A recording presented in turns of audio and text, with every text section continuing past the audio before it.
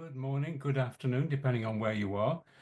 Welcome to this TDL webinar, which is on the subject of CPS and IoT, CPS being cyber physical systems. And we're looking at its evolution, security and privacy challenges in this series of webinars about cybersecurity issues. So we have a fantastic panel. We have Vishik, who is going to moderate the session for the next hour. You're very welcome to ask questions through the chat. There is a chat facility and a Q&A facility. And if you put your questions or comments there, then they will get forwarded to Claire, who will distribute them to the panelists, or the panelists may even jump in and answer themselves. This session will be recorded and will subsequently be made available on our YouTube channel. And there will be a summary report which will go on to the TDL Substack account. So with that, I'd like to hand over to Claire to introduce the panelists and take us on our journey for the next hour. Over to you, Claire. Thank you very much, David. I am delighted to moderate this panel. This has been one of the focal areas for my work for more than 10 years. And today we are going to discuss emerging architectures and security, privacy, trust, and safety challenges in CPS, cyber physical systems, and IoT. When IoT, Internet of Things, first emerged as a term, it was clear that it applies to a certain kind of low power devices that are connected to the internet. That was when Cisco famously estimated that there will be 50 million of such devices by, I think it was 2020. And it probably is a similar number or probably exceeded by now. However, over time, it has become convenient to enlarge IoT. It has started to include everything. For example, there are both government regulations and standards that include servers and PCs within the IoT space. And in this situation, it has become difficult to separate IoT from the traditional IT device space. At the same time, new attacks appeared that affected through the computing component, the physical subsystems that have stopped nuclear processing places, that have affected electrical grids, and so on.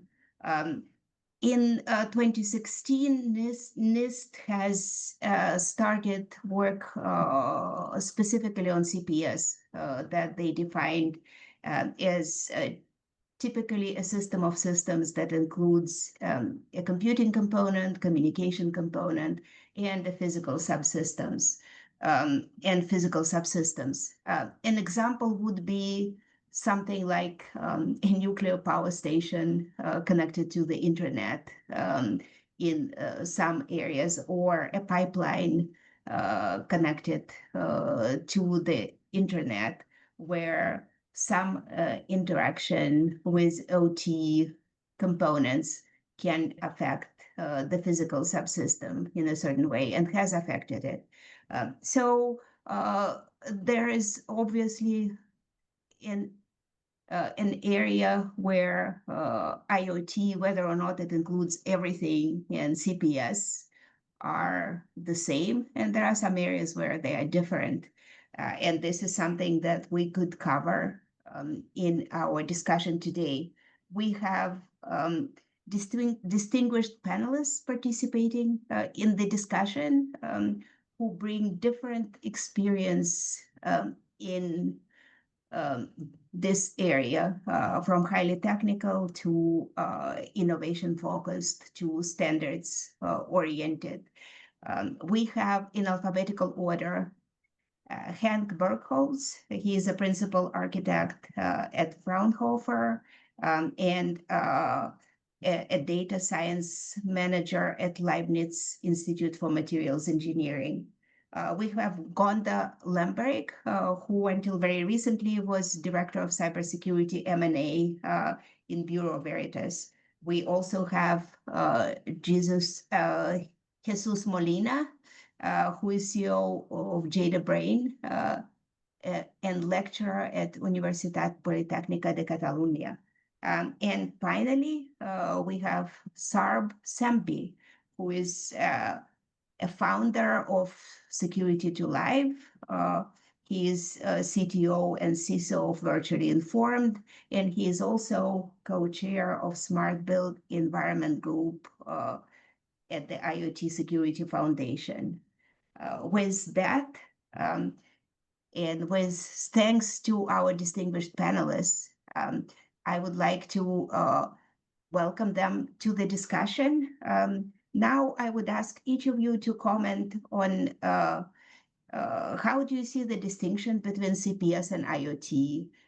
How do you see the focal points of its evolution in recent years? And what, in your opinion, are the latest challenges in security, privacy, and trust in these areas? And we'll go in alphabetical order. Henk, we'll start with you. Okay, which is a fine order, I think. So cyber-physical systems are typically everything, but I think in the last decade, they are reduced to be a subset of IoT. They are very prominent parts of safety-critical infrastructure, and typically they are therefore related to safety. And I think it's a sensor actuator system complex that typically is IoT, but it's not IoT actually. It's the Internet of Jails, not the Internet of Things. They are isolated. They are kept from harm, maybe due to their age. If you put something into a water power plant that is a dam, you can't really remove those pressure measurements and this humidity sensors easily. So they are expected to live their lifespan in peace, and therefore you jail them. So I think a stark contradiction between this cyber-physical system security and the IoT security is that you really jail those things into their own habitat, and they live their life peacefully and doing their job peacefully because they have a lot of attack vectors we haven't thought about 10 years ago. Yes, and where do you think lie the most important components of the recent, rather than traditional, safety, security, privacy, and trust challenges in these spaces? Oh, privacy and trust is an interesting thing. So trust typically comes with transparency, and people do not always like transparency. Privacy is the antithesis of transparency. It's yours, right? So you have a very orthogonal requirements here. You want a transparency for the trust, and you want this privacy at the same time. So it really depends on who is using the cyber-physical system here. If it's an IT device that is in a, I want to say, non-PII, as a privacy information realm, it's relatively easy to get up policies and authorization and authentication, like the zero trust approach, and going further with authorization profiles relatively easily. If you're in a network device, for example, and that is not the safety part I was talking about, it's network equipment. It's also considered to be not privacy violating to expose all of that in management and operations, maybe even OPSEC. So there's a difference here. If you carry it on yourself, if it's a critical infrastructure for your body, like insulin pumps, pacemakers, all these things, interactive things, you'd suddenly get this cyber physical system security into the IoT domain, and now you have a conundrum. How do you deal with privacy and the trust into the security at the same time. So methods here are emerging, but I think we are really, really in the middle of them developing and emerging right now. Yeah. Thank you. So you think it's sort of a continuum. Some areas are privacy heavy, some areas are privacy light, some areas are safety heavy, others are not really concerned about safety due to the nature of the space. Well, thank you very much. Gonda, what are your views? Well, very much agree with Henk that I often associate cyber physical systems as more tightly integrated ecosystems that closely links the computing and processing function of a device or system with its networking environment and ultimately its physical operation. Whereas IoT, I associate with consumer-grade edge device systems and in more open ecosystems where there's more connectivity and data exchange, comparatively speaking, and also more heterogeneous devices. So more different devices. And well, how IoT really took off maybe 10 plus years ago, there were these different IoT ecosystems. You kind of had Amazon Alexa, Google Home, Samsung Smart Things, Apple HomeKit. And in the US, if you would go to a Best Buy, they kind of each had their own lane and their own devices that worked within these ecosystems. And now, because of also protocol interoperability like Thread or Matter, all of these devices now, by and large, can operate across these platforms. And in terms of the safety and security risks, I see them as potentially distinct, also how they are motivated. I would associate CPS targeted attacks potentially being more sophisticated or including nation state backed if the goal is to disrupt a critical safety operation. So it could be actors that really go after these actuators, like devices that can have a physical impact, have a physical operational role. And whereas for IoT, unless there's a very special individual that is being targeted, I associate IoT attacks and safety and security implications more so with large-scale attacks. We've seen Mirai or WannaCry botnet style attacks, or also large-scale privacy or data breach compromises, where the device in and of itself is not targeted. It's really a common weakness or common vulnerability, and they end up in large-scale collateral damage style situations. And the commonality across these embedded systems is that they, by and large, compared to standalone software applications, have a lot of legacy issues and still have well, weak authentication, firmware vulnerabilities, or use insecure protocols. So that's the commonality that I see in terms of safety and trust challenges. Thank you, Gonda. Based on your background and your focus on innovation, where do you think most of the innovation comes from? Is it academia, academic research? Is it startups implementing sometimes far-fetched ideas? Is it the established companies that have a lot of resources to push innovation? Where is it? How is it directed, in your opinion? I don't have, a strong opinion favoring one over the other in terms of who brings the most innovation. I think startups, by and large, of course, are more agile, bringing solutions to the table in terms of security solutions, all of the zero trust features that have evolved over the last few years, but also in terms of innovation, like how there's collaborative learning, federated learning across AI, ML systems and actors, or also privacy enhancing solutions. I see startups contributing a lot of agile features or solution sets. Academia, I see as doing more foundational work, like in standards as well, establishing formal verification testing methods, for example. Then large-scale companies, by and large, have an ability to provide more orchestration through infrastructure, very critical also for doing large-scale software updates or having the rails to do large-scale orchestration of IoT devices. And yeah, and then there's of course organizations or consortia that kind of help build some links as well between public, private sector, academia, commercial companies, and also across verticals. So I think it's really the combination of all of these different types of organizations that make innovation happen. It's hard to disagree with it. Everyone has a role in a different way. Thank you very much. Jesus, what do you think? Well, like 10 years ago, I was able to control a hotel like in 2014, so 11 years ago. Everything, the TVs, everything in the hotel was mine. You know, it was 200 rooms where I can do whatever I wanted.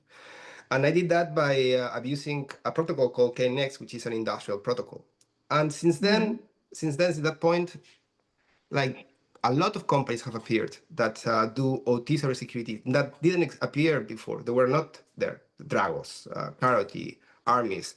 They were startups back then, and now they are settled companies. I think now we have and maybe that's controversial to say that, but we have too many, companies doing a lot of cybersecurity for OT, and that brought even more companies that were IT-oriented companies that now they see a lot of business there. So it's becoming a very crowded environment. So I think the cyber physical systems are very well protected today. Now, that said, we see a huge spike, and Rick Derbyshire and Waterfall Security have made reports of this, on cyber attacks. That's a consequence.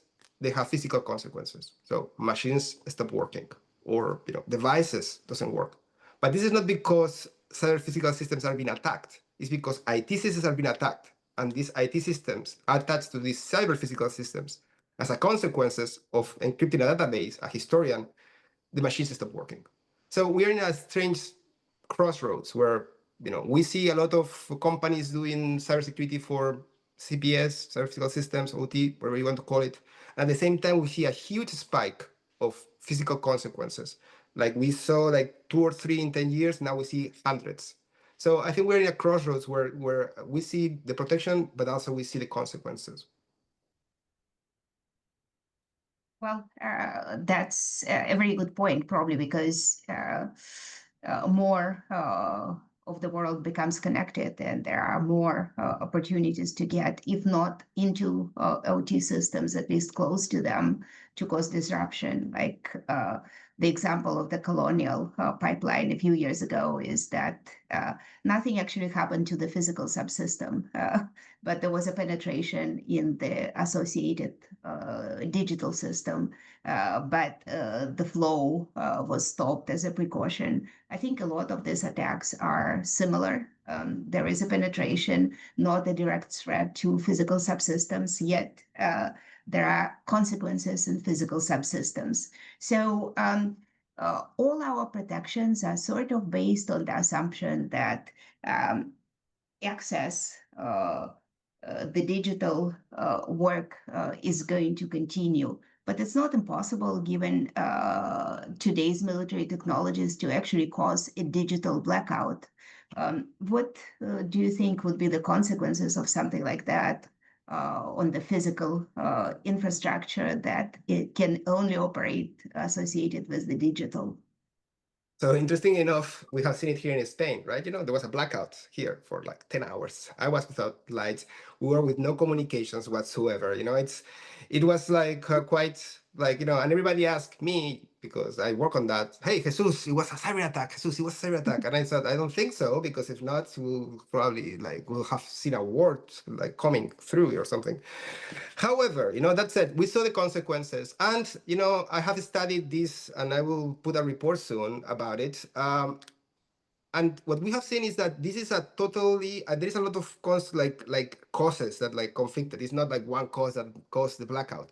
But what is clear is that it's a digital aspect that caused the blackout, which is the digital photovoltaic systems that algorithms stop switching off because the voltage, try to, prevent them from being damaged for over voltage. They stopped earlier than they're supposed to.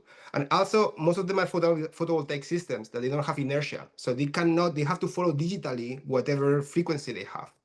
So this digital attack, the digital problem they have, they can be absolutely replicated by the supply chain attack. They can be replicated by changing the algorithms. So we have seen the consequence, and we have seen that they say it's not a cyber attack, and this is still a little bit of a, I mean, because there's a little bit of people that say I still don't 100% sure about that. But the government says no cyber attack happened. However, everything that happened was from a digital cause. So this can be replicated. So this is what could happen, communications cut, systems not working for a while. And for how long, we don't know. So we saw here 9 hours is what it takes from a total blackout to start up, But if there is an active attacker, that can be like days, So that's we saw here in Spain what happened. Yeah, that was quite a recent occurrence. Coincidentally, I was in Spain then, so so you were the ghost. You're like, is it a coincidence? I could experience it firsthand, and absolutely, that's an outstanding comment. Sometimes it is the system architecture, and I'm talking about systems of systems that actually causes significant blackouts through very reasonable precautions. How do we deal with this? I don't have the answer, but a very interesting question. Sarb, what are your views? My views are slightly different in the sense that I came to this from a different angle back in 2004, 2005.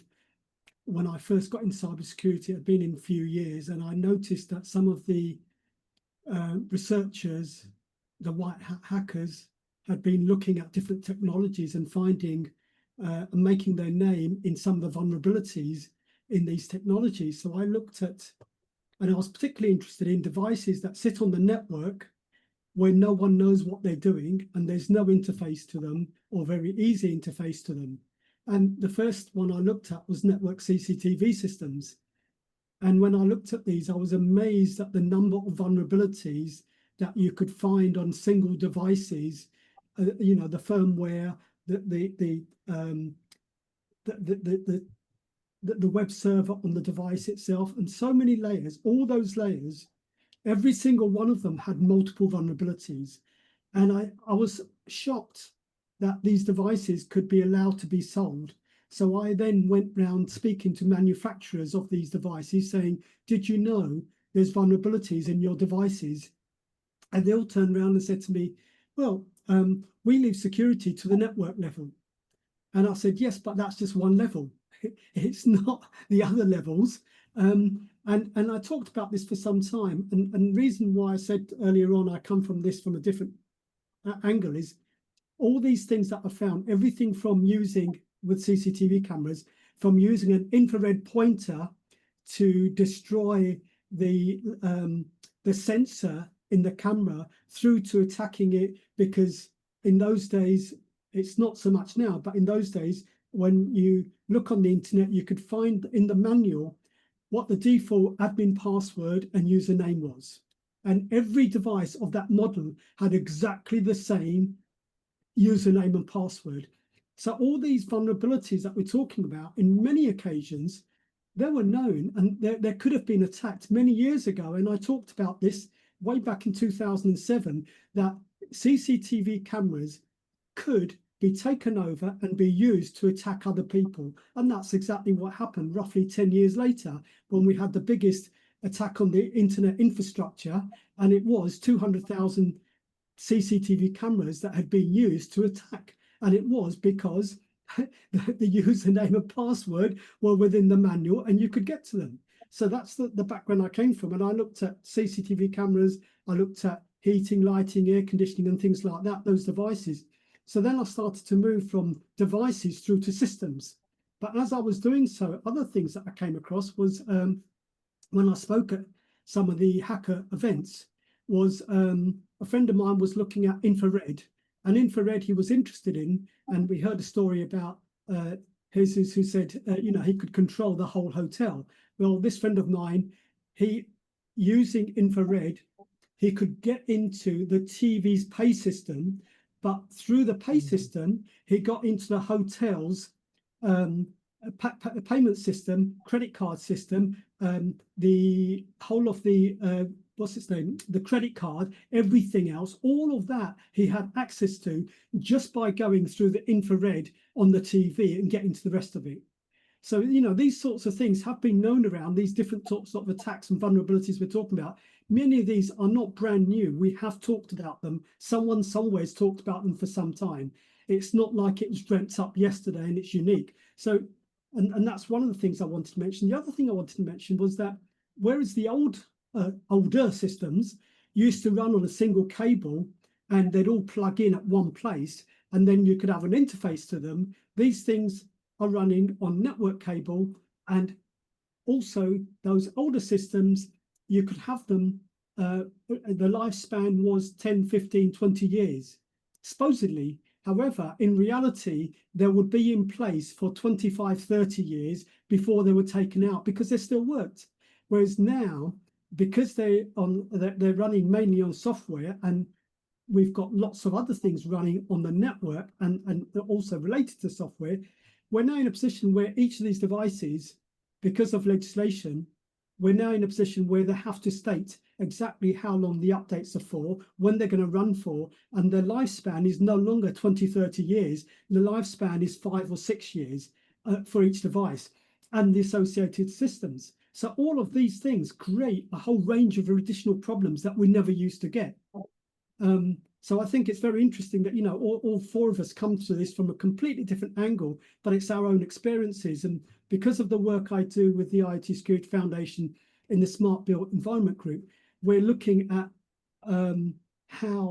what guidance we need that will actually be read and used and actually implemented, because there are so many people out there in enterprises installing a whole bunch of systems, whether you call it IoT, cyber physical, OT, whatever name you want to give to it. The fact is, there are these systems. And the question that you asked earlier on around privacy and trust, I just want to throw this one last comment before I finish, which is around the fact that, I mean, my colleague and I, we wrote a report a couple of years ago around, it's called The Role of Trust in Citizen Happiness in Smart Cities.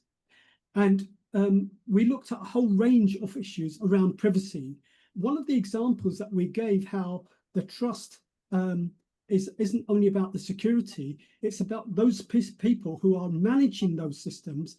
And one of the examples we gave was this, in India, there was a particular village where they found that there were lots of rapes going on. And as a result of that, the local authority had put in some CCTV cameras. But then they found the people who were managing the CCTV system were actually stalking women, and they were supposed to be managing it. So trust isn't just in one aspect, it's about everything across the whole system, as well as those people who are managing it and are responsible for managing it and overseeing the privacy and the security and the safety of those people they're overseeing as well. I'll stop there. Thank you. Yeah, thank you very much. You answered all the questions I had in mind with your comprehensive answer. Thank you so much. Let's move on. The next area I would like to discuss is the use of trade-offs and how they affect functionality, success, deployment strategies, and so on for CPS systems. There are quite a few considerations there. We want everything integrated that makes systems stronger.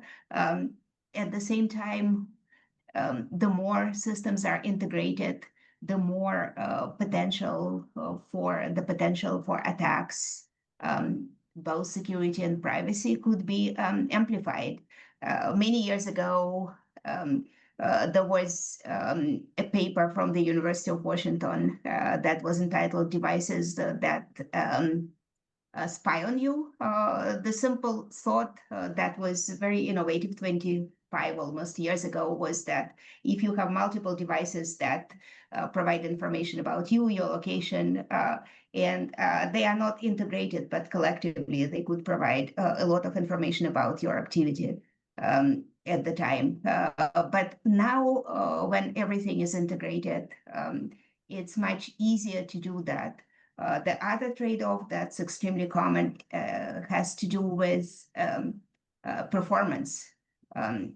Even at the bottom of the stack, when we design processors, for instance, about 40% of resources are allocated to security and to some extent privacy features. That's a lot.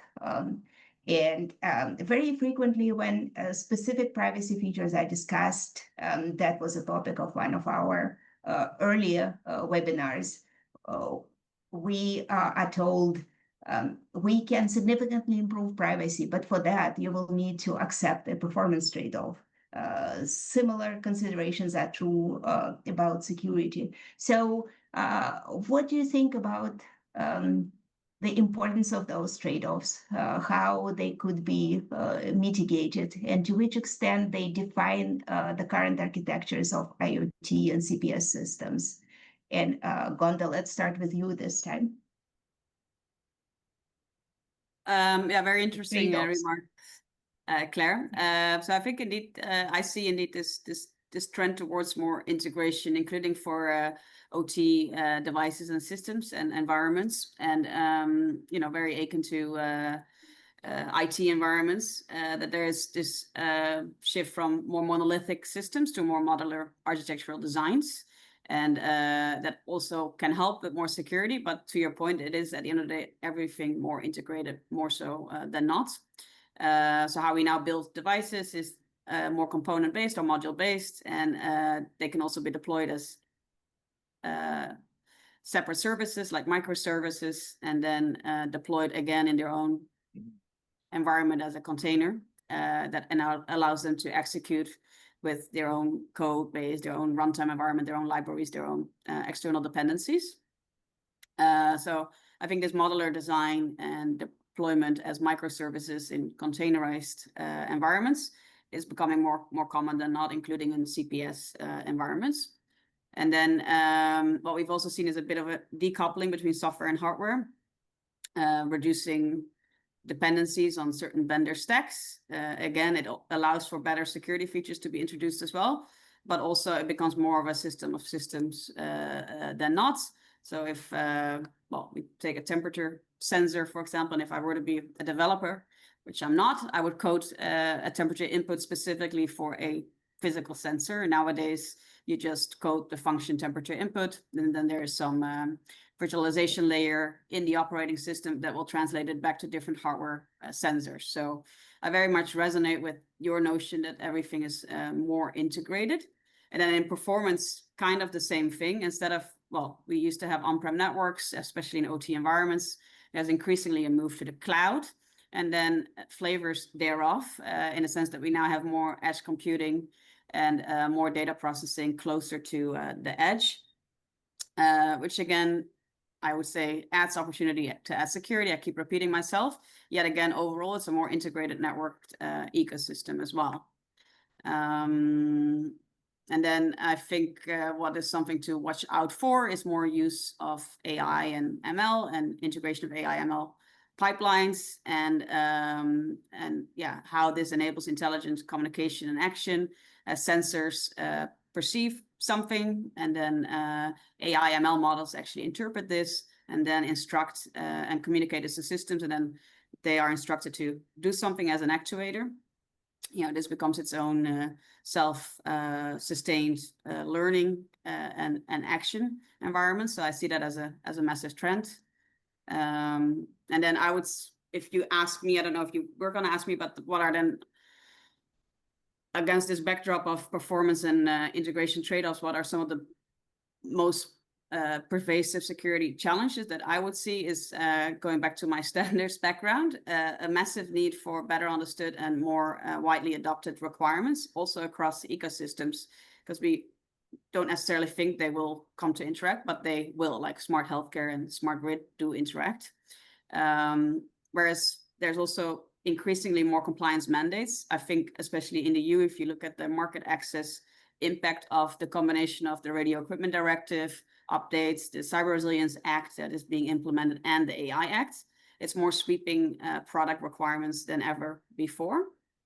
So how to stay on top of that. And then I have more thoughts, but I don't want to take up all of the time in terms of the main security challenges, but maybe I'll add like 3 higher level ones. As I worked a lot on supply chain security, I think supply chain risk is really augmented across CPS, IoT device ecosystems. And, we need to get more transparency. I've been a big proponent of using bill of materials information, component level insight as to what is actually in software to be able to protect it. The issues with understanding where data is coming from and the integrity of the data, I see that as another key need or security challenge. And tied to AI use, newer risks tied to model poisoning that didn't really exist in software security as we knew it until now. Yeah, I'll leave it there. Absolutely. Excellent points. We did a study of the improvements AI brings to resolving issues with regard to security companies, and it was obvious that it makes the resolution much faster. But then we took a different angle. Was it correct? Was it the optimal resolution? And there, the results were, shall we say, much more challenging, much less clear. So it's an interesting, time where a lot of things are changing, but it will take years until they are stabilized. Henk, what do you think? What do you think needs to be done with regard to making trade-offs more constructive? Oh, yeah. So trade-offs. There are many topics here we have heard just right now. So trade-offs are plenty. CPS as being collateral damage is a problem. Obviously, there's different scales of impact when something is attacked. Why is that? Of course, we want synergy in supply chains. There's a software supply chain, there's a hardware supply chain. The composite that will be the product in the end, both supply chains have to be auditable, transparent, and provide some authenticity. That's standardization. So that is happening right now in standardization bodies. I think all the wave of the S-bomb and the H-bomb can help with that assessment of vulnerability here. I think even with the AI models, testing data, there are categories designed like you want to search for things, you want to train data, all these can be categorized, again, as a supply chain, a commodity, and made transparent. So transparency is the problem here. Transparency does not mean it's not confidential. You can scope transparency to a very confidential bilateral relationship, and you can scope it to the globe. So transparency is not your enemy. The scope is of interest here. How do you make things more transparent so you can prevent synergy attacks that, for example, affects a relatively harmless IoT device and it's, doing bad things that's not intended to do.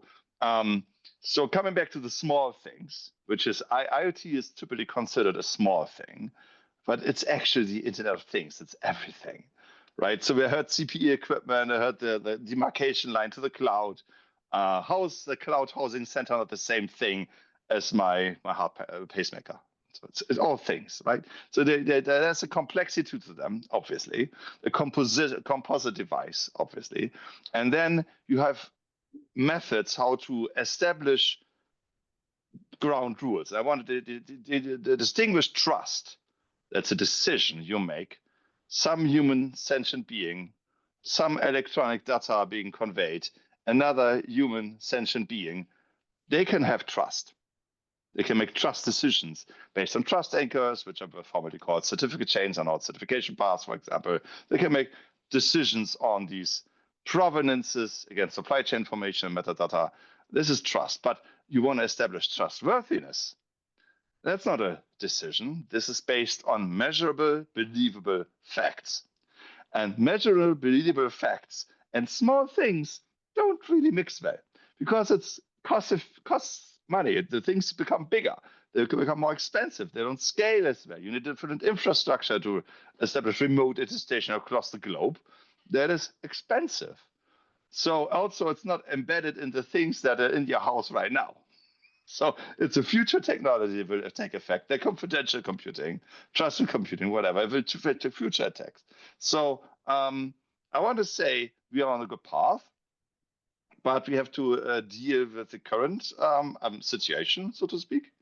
And that is obviously a management operation situation about policy and all such, adhering to AI Act and CRA. That is actually looking into the future, and unfortunately, it will impact also things that are here right now. It will impact open source communities that are non-government, non-profit, small, and vital to the system. And they will be found in small startups, IoT devices that are small and can't, get the price for trustworthiness in, because that they won't sell. And now we have the problem of the regulation dampening at a cost. So that can't be the solution. The idea of regulation with CRA and AI Act is fine, and I think it's absolutely okay. But you also have to keep the supply chain flowing, so to speak, right? And you can't just dry out the tiny little things. And the underappreciated maintainer in Minnesota that keeps up the vital cog for everything. I mean, everybody knows the XKCD dependency, right? You can look it up. And so I think that's a hard contradiction here, and we have to solve that problem. And that is to allow for the open source community to be funded. So it's better to fund something that's in the works, like the open source right now, than to pay the cost of an effective working attack in the future. So invest now into the future of your product by spending small amounts of money into how your supply chain is fueled, and then pay less when your supply chain fails in the future because you didn't. Yeah, that's a good point. However, it presupposes that everyone in the supply chain, and that's predominantly software that you are talking about, right, is intent on creating as good software as they can according to available multiple models of development. But 2 points to make here. Cloud development does not allow to use the same controls than the other models, including distributed developments, allow. Moreover, a lot of issues in commonly used open source systems do not come from mistakes. A lot, of course, comes from mistakes and insufficient investment in security. But the most devastating issues came, for instance, when an open source outfit removed from the library their component that was used by everyone. So the open source does not offer ways to deal with attacks. That was an attack like that, right? Effectively. So I am glad that you mentioned all this complexity associated with open source development and its importance. This is something we probably need to have a dedicated webinar about. But thank you very much for sharing your thoughts. Sarb, you said something earlier about the issues associated with configuration that create concerns and enable attacks later on, or could enable them if anyone cared. So how do you think this could be addressed?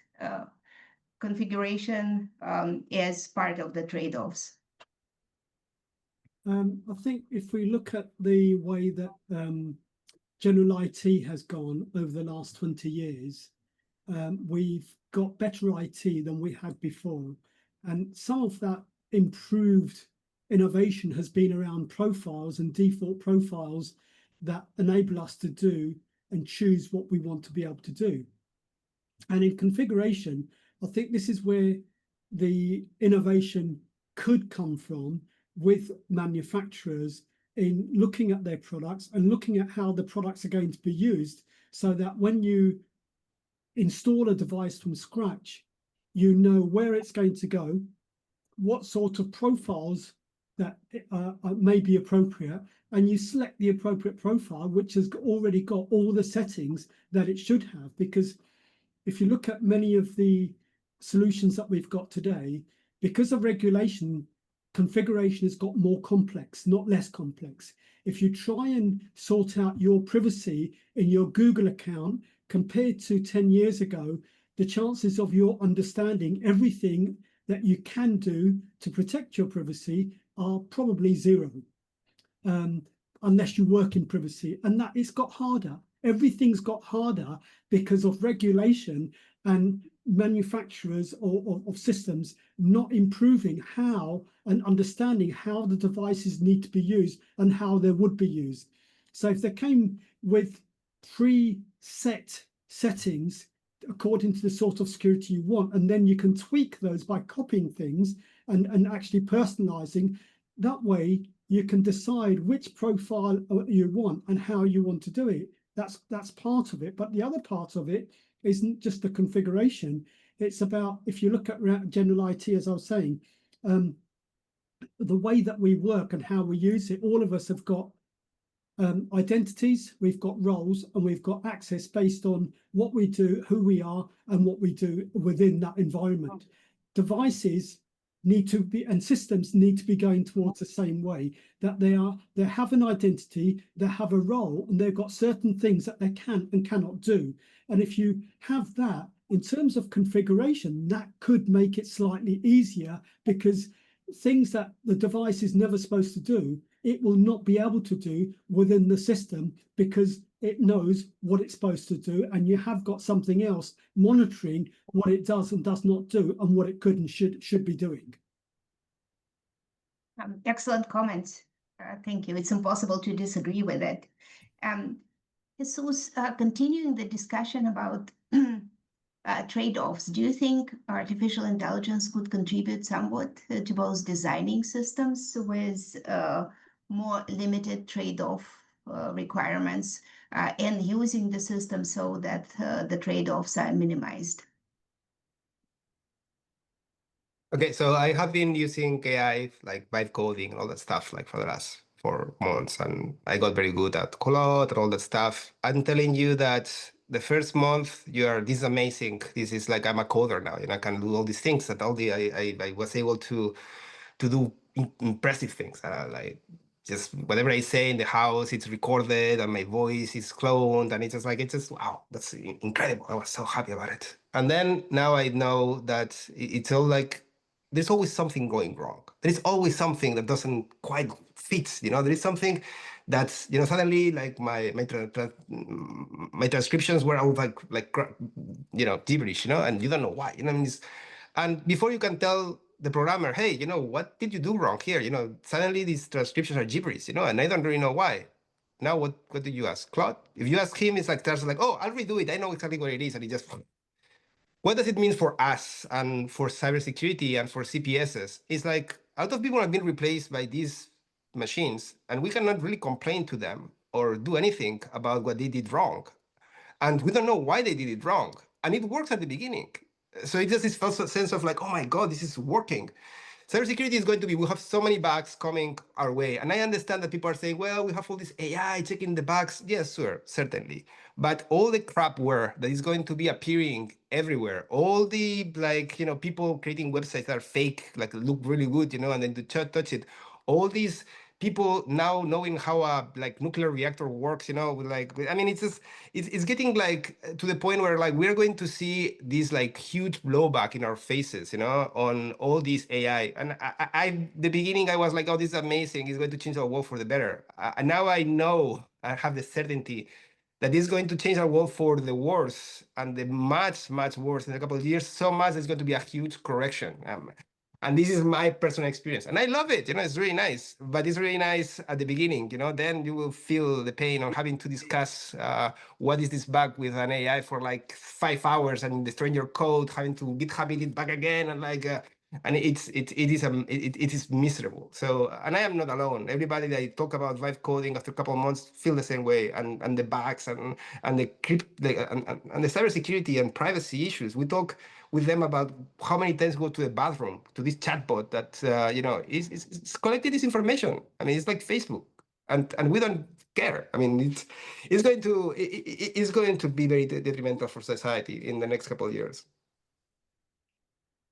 Yeah, I agree somewhat based on my own experience.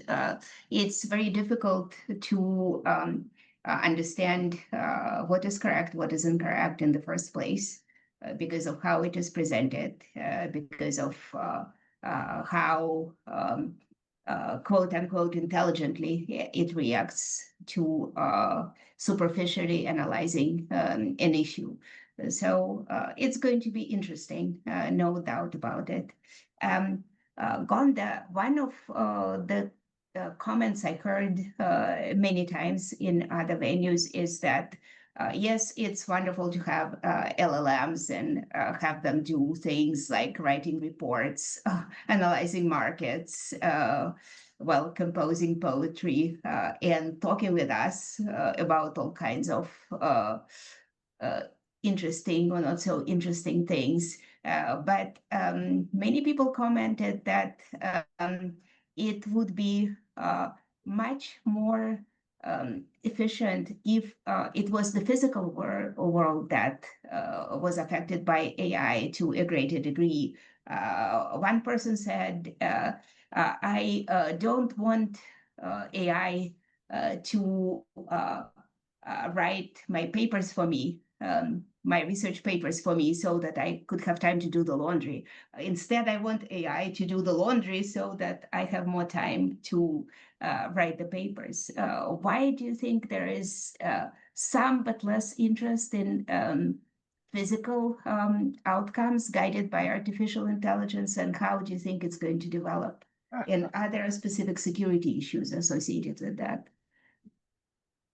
I think it's just a matter of time and it will get there. There's a lot of machine learning already in physical applications, and it will be more Gen AI on steroids soon. And it's kind of like how the internet started and how it then moved into the physical world. That's how generative AI will also move into the physical world. And I was a bit steep to follow up after Jesus's prediction. I share that concern as well. I think transparency in software AI supply chain and establishment of data provenance, where is the data coming from, how has it been processed, detection of what's real, what's not real, is going to be imperative.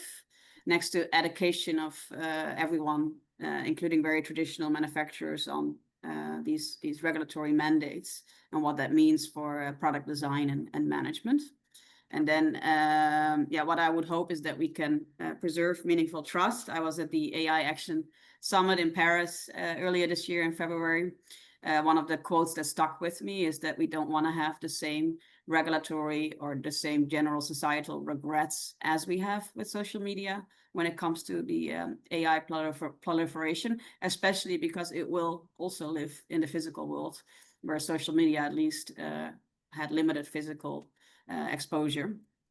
And I think some of the solution areas are definitely to change the trust industry, the risk management industry from within, and we have to combine formal testing and certification with also runtime assurance, whether it's in the software development environments and also in deployed network environments. And then of course, architecturally emphasizing zero trust, and also removing the human in the loop here and there. It has to be also coming from system to system communication, that there's kind of this trust negotiation that you can, between systems before they even start to interact, establish the identity, their integrity, and their policy compliance. So if we go in the direction of more transparency, data provenance now, because it will be really hard to repair after the fact, and then in terms of trust infrastructure, make these investments in real time, including removing human from the loop where possible, and everything zero trust architecture. Hopefully we can work hard together to keep the world safe. Yeah. Maybe a very short comment from you, Henk, on this topic. Everyone agrees on the issues with data provenance, with ethics and so on associated with artificial intelligence. But I see much less about, for instance, standards for accuracy. Do you think this could be remedied?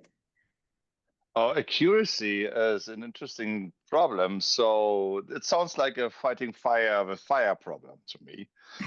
For all Right. the data to assess if there's accuracy, there's the agentic AIs battling about the outcome here, right? But I want to also come back to your initial question, like, why is laundry so difficult to model? Why is my paper so easy to model? It's access to data. My publications are published. They are on the internet. Nobody knows how I do my laundry. So people do. That is There's true. a quick shout out to Michael Beetz in Bremen here, who is doing the assisting living robots that help you with if you want to cook something, you do not use the cleaning bucket, you use the measuring bucket to get the water into your cake, right? So there's a different semantic. Both are feasible to carry water. The semantics tell you do not use the cleaning bucket. Please use the actual kitchen utility, right? So that's easy. And now with the remediation of that problem, I think it's exposure and it's regulation. So at the IoTF, we have an IE preference working group going on right now. It's talking about these categories, and this is in standardization. 3GPP has been talking about the AI regulation for, I want to say a decade. That's not really true. It's a little bit less than a decade. So everybody saw there's one coming. Everybody is surprised by the success and the learning curve, so the success curve, I want to say, learning curve, that sounds weird, I don't know, of the layered neural networks here. So there's no good answer to this. The remediating this amount of data, make it bucketed into categories, is an agentic AI problem. So you have to fight this fire with fire. I think that's what I started with. And I think that's what I want to end with. You need the understanding of software supply chain, application to privacy, EU digital identity wallets. What's the implications here?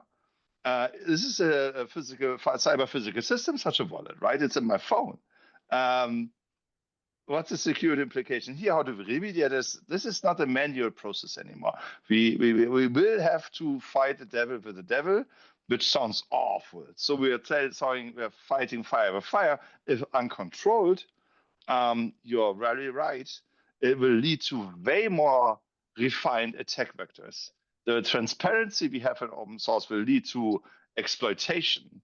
And no remediation that looks a little bit into the future and not just reactive, but proactively, will yield very much cost in liability and maybe even lives. Yeah, thank you. And throughout this discussion, we talked about complexity that is difficult to pinpoint problems that we know a lot. Some problems are simple, some are very complex, not understood. Now, to conclude our discussion, I would ask you in one sentence to tell me if, with regard to security, privacy, trust, and safety in CPS and IoT space in the next 2 to 3 years, your outlook is positive or negative. Will we get better or will we get worse, or why and why? In one sentence, please. Sarb, you will start, please. Thank you. I think it's not in everyone's imagination right now, only in those people who are worried about cybersecurity and privacy, and those are the professionals that work in that industry. So my belief is that it will get better, but very slowly until it gets a lot worse. And only when it's got a lot worse are we going to see the sort of change that we would like to see. It's only going to slightly improve because all those people who work in cyber are doing something about it. Until it's got really, really bad, it's not going to change drastically, unfortunately. Thank you. It will get worse before it gets better. Good point. Jesus, what do you think? I think SAP has said exactly what it is. What I believe it has been will change in physical systems and safety systems and everything is like where we have our little 911, which was Stuxnet like 15 years ago. And that got way better after that, you know. And now people are like in a lull of like, okay, things are very good now, you know. There's not that much cyber attacks that like, you know, and a lot of people are starting doing all these AI, zero trust, OT, you know, buy my product, you know, you get better. So I think there is a lot of products coming. There is a lot of cybersecurity for cyber physical systems. It's really good. However, I think we'll put our words down because artificial intelligence and because other people are getting you know, quite comfortable with the current state. So you are also ambivalent. Gonda, what is your view? Positive, negative, neutral? Unfortunately, ambivalent.